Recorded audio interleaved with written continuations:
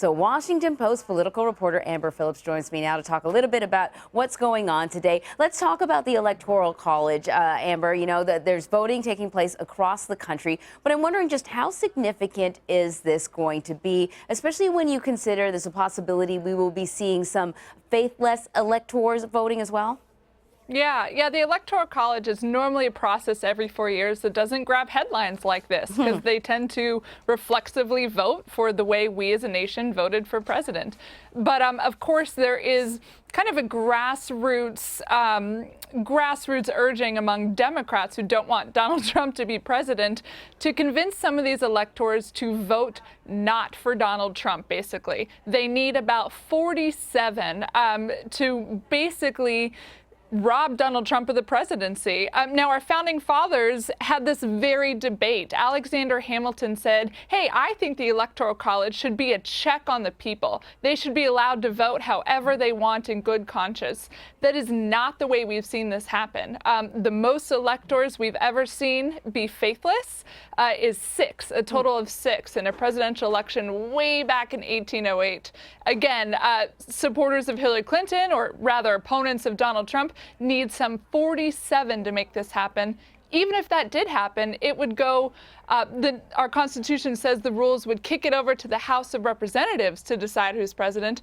And guess what? Republicans control Congress. Right, there you go. So chances are things will unfold as they have been for many elections before this. Still, feeding into sort of this controversy, this drama, is this business about Russia hacking Democratic officials in order to help Donald Trump win the election. And, you know, the FBI says they believe that's what happened. The CIA says they believe that's what's happened.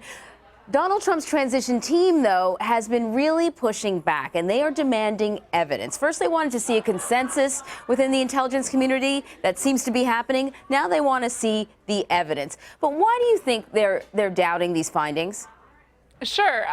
So for one, it does look kind of weird, right? If you're the president-elect and you're questioning your own intelligence community's findings. But there are political reasons for this.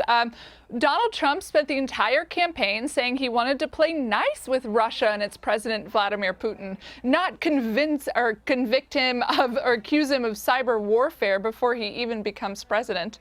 But I think the real thing that is motivating Trump and his team to push back against the FBI and CIA's assessment is that Donald Trump's very victory risks being called into question here. Nobody in the intelligence community is saying that outright. But the lines are there to be drawn, and you could argue people would draw them. Donald Trump won 3 critical states, Michigan, Wisconsin, and Pennsylvania, by less than a percentage point each. And you have Hillary Clinton in private conversations with donors that the New York Times aired last week saying, you know, she thinks Russia did cost her the election. So he has every reason politically to sort of push back against this notion that Russia helped him win.